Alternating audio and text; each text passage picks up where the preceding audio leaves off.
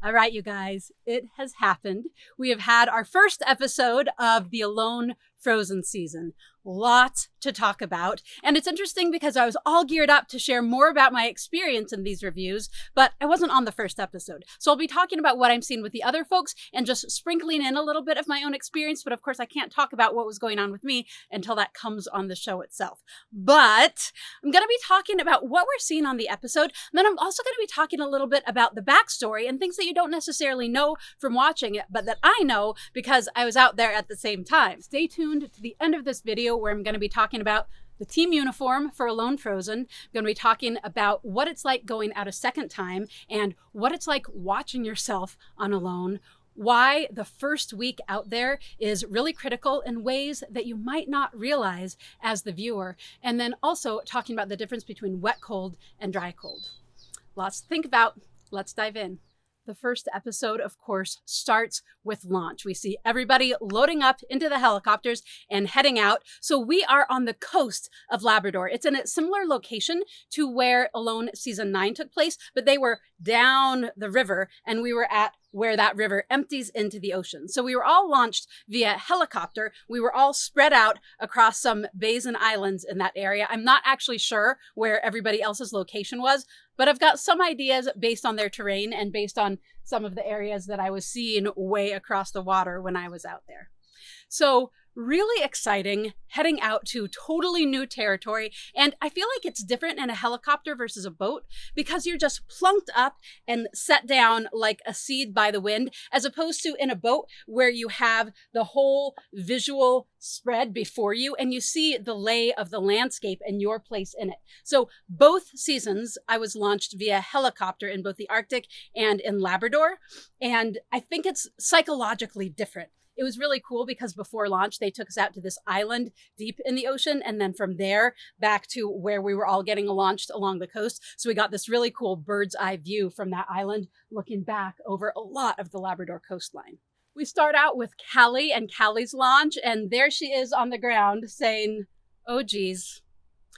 I don't want to start looking at the negative, but I am in a north-facing location again, and I can see the sunshine all over the bay across from me where other people are, but I'm here in the north. I was on the north side as well, so I totally was feeling for Callie and how different the different locations are. Dramatic difference in the survivability of those places, right? Having warm sunshine and 10 plus degrees warmer for a lot of the time versus the north side where you're in the shade most of the time makes a big difference. As we're seeing a lot as they introduce the different people, we're seeing their time on their prior season as well. And it's always so hard for me to see Callie at the end of her season. Knowing Callie well, I know what an impact that frostbite has had on her. So that was a big deal for her to be going out again, having gotten injured. A lasting injury from her first time out. It was a big thing for her to consider. We also see Callie in the Alone Frozen team uniform. I'm going to be talking more about that at the end as well. Mark clearly has a rough location. He's got boggy areas all around, and it looks like narrow coastline and then really thick brush inland. And when we're learning about our location, everybody draws the name of a location in this very interesting randomized way. I remember when Mark pulled his and it was called Mudflat Bay, thinking, ooh, kind of glad I didn't draw Mudflat Bay. Mine was called Little Sand Beach, and that is exactly what I had. Really different from the terrain that we're seeing the other folks on this episode in. I'm really excited to talk about that when we get to those episodes that I'll be in and get to talk about my location in contrast to the locations that we were seeing on today's episode.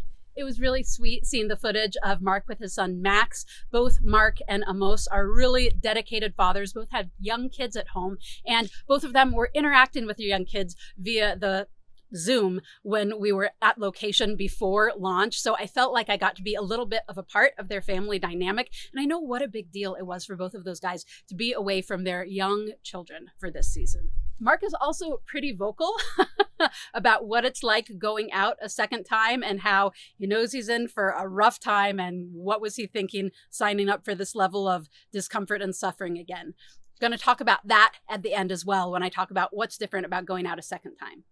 We see Amos launched, and he is getting that temporary shelter up right away, which I think is really, really key out there. We knew going in that we were being launched in one brief window of decent weather before more storms started rolling in. It was hard for them to get us out there because it is such a stormy place. And of course, when you're launching via helicopter, you can't launch in bad weather. You can't launch when it's foggy, and there's a lot of fog on the coast there. It's socked in a lot with just no visibility. So it was a big deal. So we knew that we had to have a fire lit under us as soon as we got there to really start thinking shelter, shelter, shelter. So we see Amos getting on that right away, which is a good idea. Also, because it's so foggy there, we got launched really late in the day. We were up before the sun. We were all ready and prepped. We stuffed our faces with breakfast and were ready to go as soon as there was any light in the sky.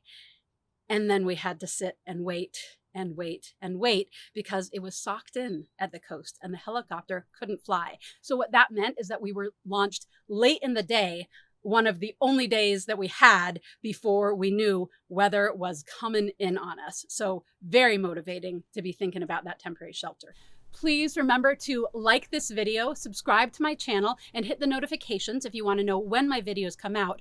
Also, just as I did for season 9, I'm going to be doing a series of live interactive calls with my Patreon members about the Alone Frozen season with myself and with other participants. So looking forward to those. Check out my Patreon membership to be a part of those. Everyone at the Buckskin Believer level and up gets an invite to those live calls.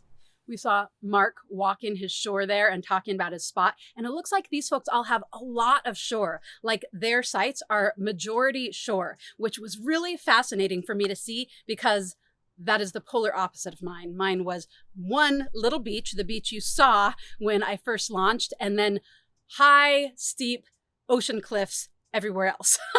So dramatically different from what we're seeing, which brings me again to the idea that there's no way to have equal locations and equal resources out there. And the location that you get, it is random. It is the luck of the draw, but it has a huge impact on your time out there and how easy it is to survive. A huge impact. And it's part of what makes watching Alone, if you've been on it, if you're watching your own season, really hard, right? Because when you're out there, your spot is just your spot. You don't have anything to compare it to, so you just do the best you can. But if you have a challenging location, then watching it and seeing people getting game right away, having lots of shoreline, having access to a lot of resources, it's a little bit challenging. It's definitely a little bit stressful and like, oh man, when you're watching that kind of thing. Callie and I are friends in real life. We run with the same crowds. We have a lot in common. So I really appreciated her talking about the scavenger gather life. We live in a land of such abundance and way too much, and so many resources get thrown away all the time. So like Callie, I am definitely someone who makes use of such things. It is now legal to pick up roadkill in a lot of areas. That is something that I do as well. I tan their hides. If they're good to eat, then I eat them. I have some videos in my online gatherings going through the steps of assessing roadkill, processing roadkill, everything you need to know to use it safely. So totally with Callie that roadkill is an important resource. That means that you can have plenty of game without hunting in a lot of places. So it's a good mindset when you're going out in the wilderness like this, especially in an area that's either a river or a coast where things are washing up, to have that scavenging mindset. Picking up some rope, really awesome resource, and a lot you can do with that.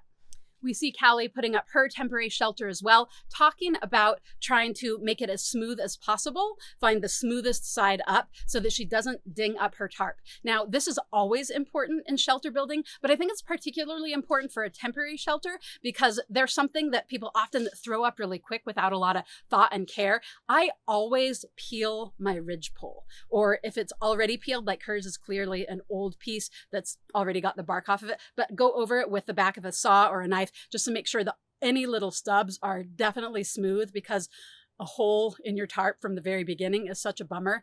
And I talked about this in the season 9 reviews. Those tarps are such crap. They are so thin. They are so easy to put a hole in. You can put a hole in those tarps just by looking at them. I know because I swear I did it. I felt like mine already had holes by the time I took it out of its package, and certainly going from, the package up to a temporary shelter, to another shelter, the long-term shelter. Every time you move that thing, it is so vulnerable. So being really conscientious with it, really important. And there is Amos with a full pot of mussels. Always really exciting to be eating first thing. Being on the coast like that, having access to seafood and seaweed is an amazing resource. Like Callie's going to talk about, it's not an abundant resource all the time. You have to really plan around it because there's such a thing as tides. But to be able to have that full pot of mussels really early on, sweet, Amos, really nice. We can see that Amos also has a piece of plywood like Callie found. A lot of beach detritus out there. It's very rugged, wild country, but anytime you're on the coast, so much stuff can be getting washed up from all over. So plywood and ropes we've seen already, really sweet resources. And Amos has already used it for the backdrop of his shelter. In Amos's location, we can see him walking around. For the most part, these locations look night and day different from mine. But when Amos is walking around and looking for that ptarmigan, you can really see that rocky landscape that's mostly barren with just a few trees here and there, and mostly tamarack or larch trees. And we were launched so late that they were already dropping their needles, so they were basically bare by the time we got there. That area was like, oh yeah, that looks like the Labrador I know. Amos gives me a shout out, remembering when I shot a grouse in the Arctic and spent a long time looking for it. For sure, that thing, I shot it right through one side of the lungs and nicked the other lung a little bit, and it flew a good 50 yards into brushy area where it was hard to see, and I spent hours looking for it, and luckily I found mine, but my heart really goes out to him not finding it. In this location, it's spruce grouse and ptarmigan.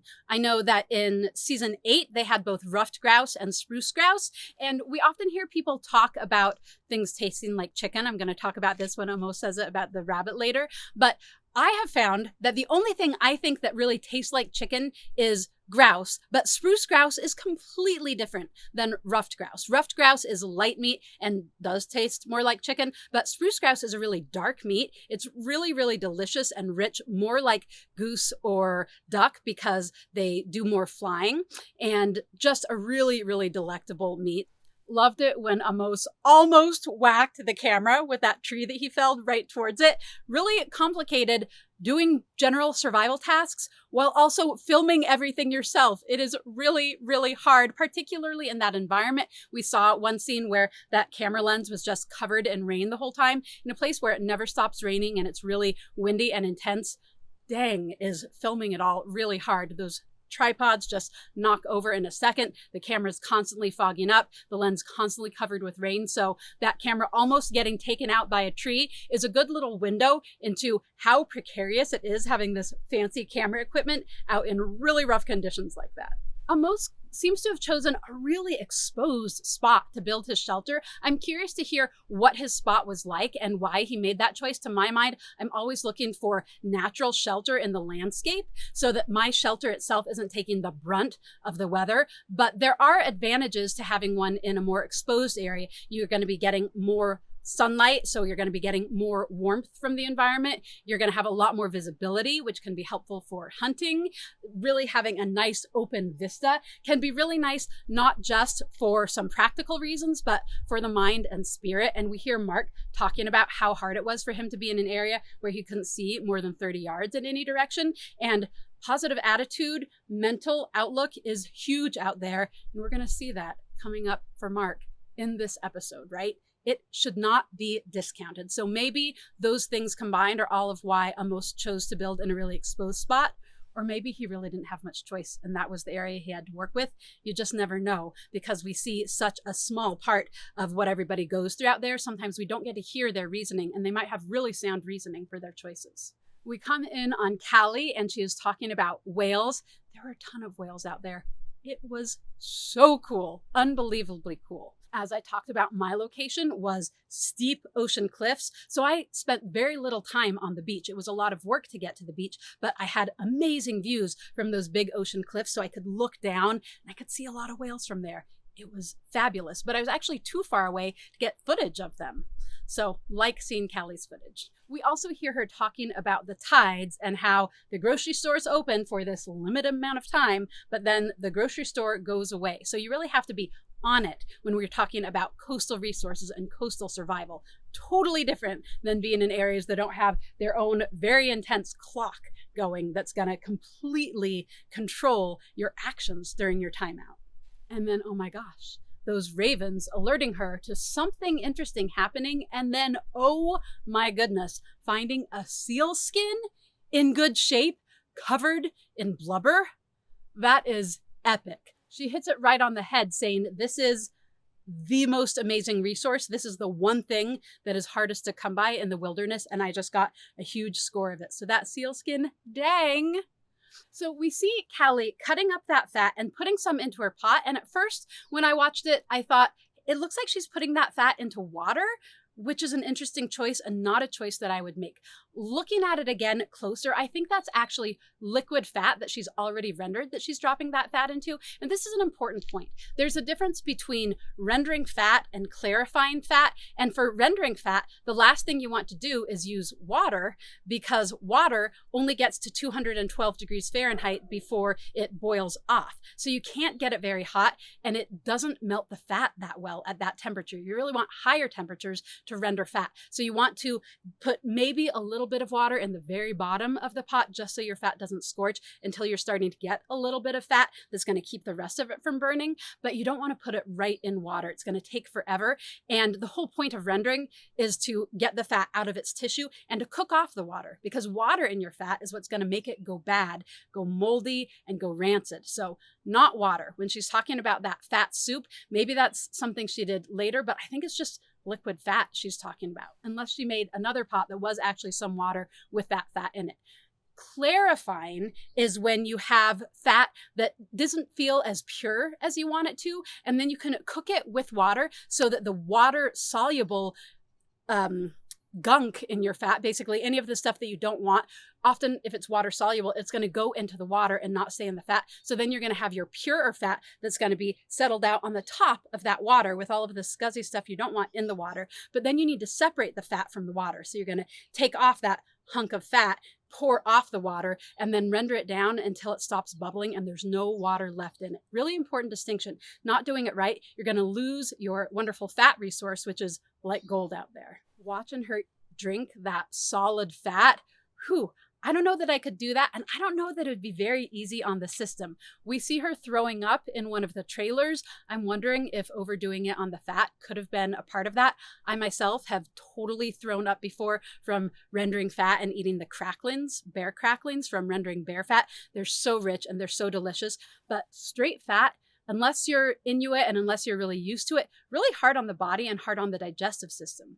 We also saw in the little subtitle there that fat can be very laxative, and that is not what you want out there. The last thing you want is to be pooping out what you ate really quickly, because that's going to mean that you're not getting the full nutrients out of it. So when you already have really limited calories, you do not want to get it passing through your digestive system too quickly. It's also very dehydrating to have diarrhea, and a lot of fat intake, when it talks about laxative, it's talking about like quick laxative, not the kind you want in general, and certainly not in a survival situation. By the time we see Amos sitting in his tent in the rain, it is clear that that storm that we knew was going to be hitting us soon is in. They are socked in right now. And I want to point out that we're seeing Amos with a different tarp than everybody else has, because Amos brought a tarp as one of his items, a really durable tarp.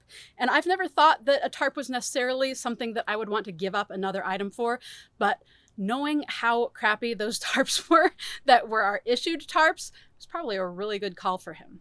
Also, we can see on the wall of his tent some gook that's dripping down, and that's creosote from the smoke that's in his shelter because he has a fire in there, combining with the really high ambient moisture that's in the air there because it is such a wet climate. So it makes this creosote that just drips this nasty tar down your tarp from pretty early on, and it's kind of gruesome, and sometimes it can actually rain down. It rained down in my shelter a lot on season 6, and so these like nasty brown raindrops of foul smelling creosote, not ideal. Hopefully his are going to stay on the tarp and not drip all over him.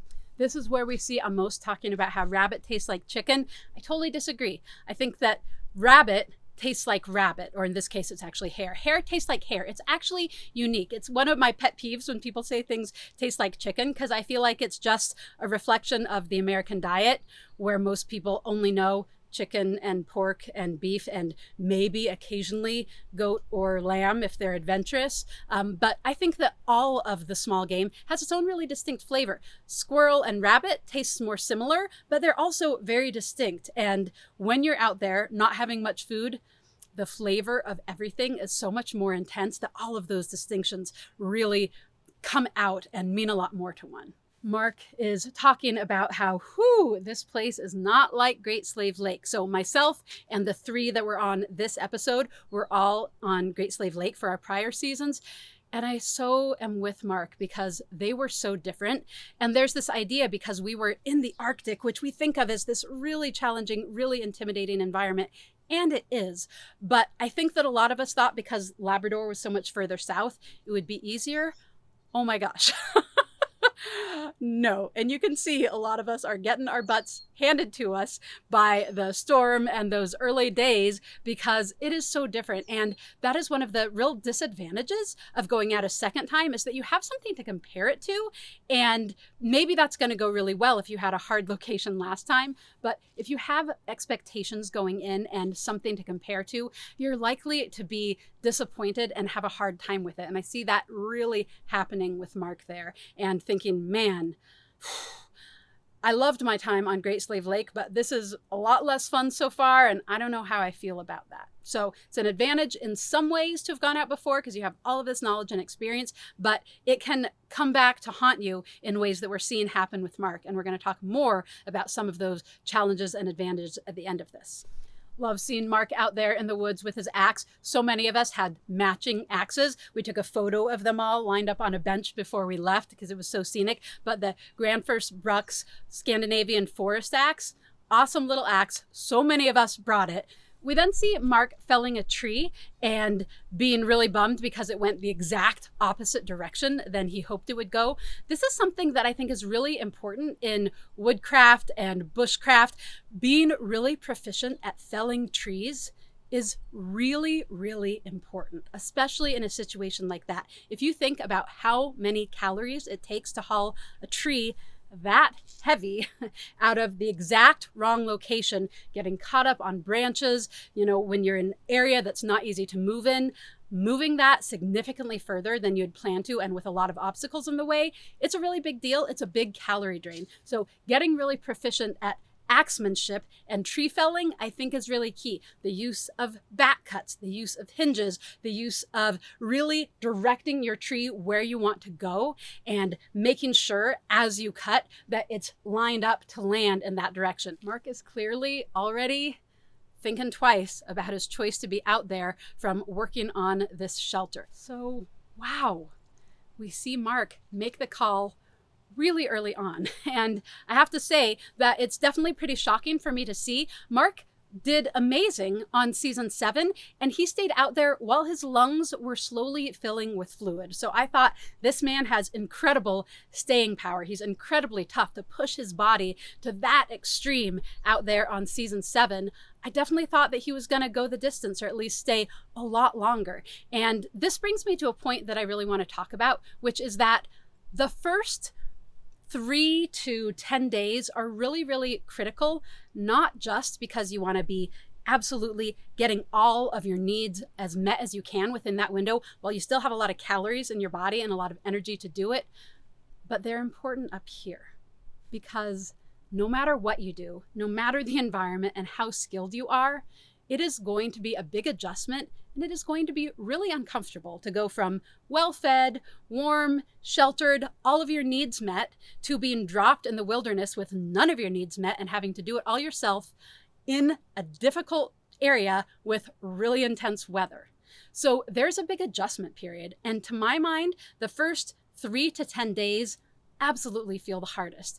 And there's a big mental cliff that you have to get up and over to feeling like you want to stay there. It's just natural when your body and your mind are like, oh my God, what have I done? This is harder than I thought it was going to be. I remember it being fun and easy, and this is brutal and hard and miserable, I don't want to be here. But I think that if you're able to persevere, there's some sweetness on the other side of that. But everybody's alone journey is their own, right? Everybody has different goals for being out there. And no matter how long you're out there, you come away just a changed person. It is such a growth and soul searching opportunity. And if what you come to is, I want to prioritize being a dad and being there for my son, how can we fault someone for that, right? I mean, it's unfortunate that it was a short stay, but everybody's journey is their own. And I find it really hard when I hear a lot of people criticizing people who leave early as if that's not acceptable, but it's their journey and they get to choose to do with it as they want. And you know, Mark and I are friends. I am seeing him on a trip with his son Max right now and just having the time of his life and loving that little boy up. And I don't think that Mark has any regrets about making that choice. And I think he feels like, I just did the best thing I could do for my son. And that's up to him and up to Max, right? So sorry to see you go, Mark, but great to see your journey and really sweet to have that time with you pre-launch. And here's to many more. I also want to talk about this idea of going out a first time versus a second time. I spoke about this a little bit in the before the freeze, but until we're actually in the season, I can't talk about it more. But we're seeing now people having a hard time and comparing their first experience to their second experience. And one of the things that you don't realize before you go out the second time is that PTSD comes up for you out there. I didn't feel like my time on season 6 was traumatic to me, even though it was very physically intense and I was, you know, at near fatal starvation levels and came out just short of doing long-term damage to my body. I was having the time of my life. It didn't feel traumatic. But you go out again and your body and your nervous system are saying, what are you doing to us? Your body remembers it as traumatic. Everybody had a really different experience the first time. The second time, you know what putting your body through this is going to do to you long term, right? Callie, she has long-term nerve damage from it. Mark, he was in the hospital with trichinosis, right? I was in recovery. I mean, I was doing a lot of other things, not just recovering, but it took me 1.5 years to come back to the healthy body that I had before going out there. So it's a big deal. And there's a lot more to going out a second time than we even know and realize in terms of the ways that it's cumulative to our bodies, right? So it's actually harder on our bodies, our emotions and what have you, to be back out there knowing how intense it can get and what we really sign up for. So while we're more experienced the second time, the joy and naivety from the first time are gone. Gone. You don't have any of that left. And for a lot of us, it wasn't like, this is day 1 of our journey. It was like, for me, this is day 74, right?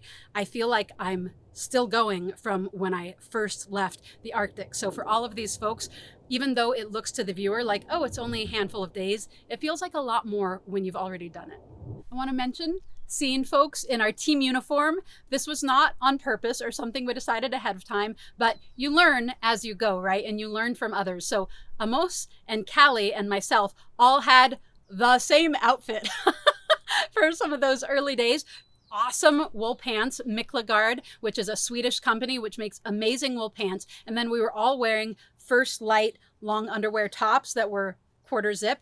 And then we also all had the same boots. You can see them, those green boots. They're called Acton Prairies. Fabulous boots that none of us knew about before we got to Goose Bay in Labrador. And we asked the locals, what are the best boots for winter around here, you guys? And everybody said, oh, prairies. You got to get your prairies. So all of us did, and all of us went out wearing the same boots. And we'll be able to talk more about how that was for all of us at the end. But it's really fun for me watching them move around, being like, oh, there's the boots. Hey, there's the pants. Oh, they're wearing that shirt.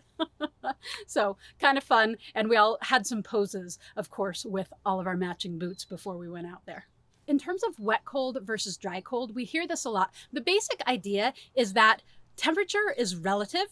And there are a lot of different ways to lose heat, but one of the big ones is evaporative cooling. So when you are in a wet cold, your body is constantly having its moisture sucked out of it by the water leaving your skin and by your body making extra heat to try to drive off that moisture that it doesn't want on its body. So being cold and wet, infinitely harder than being dry and cold. And we see, I think Mark say, it might have been Amos, that -20 is warmer than 40 and soaking wet. And functionally, that's true. It's counterintuitive, but it's really true. You can warm and insulate your clothing if it has airspace in it. If that airspace is filled with water, then that is just a solid mass sucking your heat out of you as if you didn't have any insulation, because the water is filling all of the spaces. So effectively, it's like the outside in temperature right on your skin. So wet cold, absolutely functionally colder than dry cold. And it's a lot less comfortable. It's a lot more rashy, clammy. I mean, wearing wool clothes, soaking wet all the time without the ability to bathe and change your clothes, we're talking some discomfort, right? Rashes, funguses, all kinds of gnarly stuff that can happen in those conditions that are that much more of a drain on the body and the resources when you're already in a hard location. So for sure, this is a really challenging location in all kinds of ways. We'll be able to talk about that more as we go on in the season. Another thing that you don't realize as the audience is what it's like watching yourself on Alone, because you don't know ahead of time what's going to be in any given episode. I didn't know that I wasn't going to be in the first episode. I thought, hey, with only 6 of us, maybe we'll all be in the episode. But it was a surprise to see that it wasn't me at all. So you never know what's going to happen, and you never know what everybody else's experience was. So it's really exciting, but it's also actually really stressful watching yourself, not knowing what they're going to show and what they're not going to show, not knowing the things that were really important to you that are going to be cut out, or the things that you really didn't want the world to see that are going to be shown over and over and focused on, and then not knowing how your experience and your spot compared to the other people out there, right? So watching Callie have this amazing score of fat when fat is really critical and hard to come by out there, like, oh my God, you can just like feel it and taste it and know what it would be like to have that out there. And seeing how different the locations are, how different the access to resources are, so many differences. And you don't know any of that until you watch the show. So it's both really exciting and really nerve-wracking. Honestly, I didn't sleep very well last night after watching it. There was so much adrenaline, so much built up after having that amazing journey and then having to keep it secret for so long and then finally getting to share it with the world.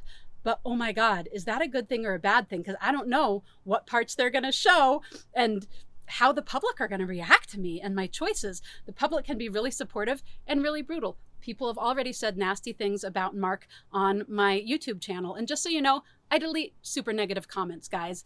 It's my channel and I'm not into really bashing people. So if you say something really nasty about someone on there or myself or what have you, I'm going to take that off, right? So it's stressful seeing the world judge you and people who you care about, not knowing the whole story. Because how could you possibly know the story from seeing maybe 10 minutes of their 5 days, or, you know, if you're out there longer, maybe an hour of your months and months experience. So it's both exciting and really hard to see yourself on Alone, which I haven't really done yet because I wasn't very much on episode, just my launch. So next week, there's going to be a lot more to talk about. I'm going to try not to be too long-winded, always my challenge.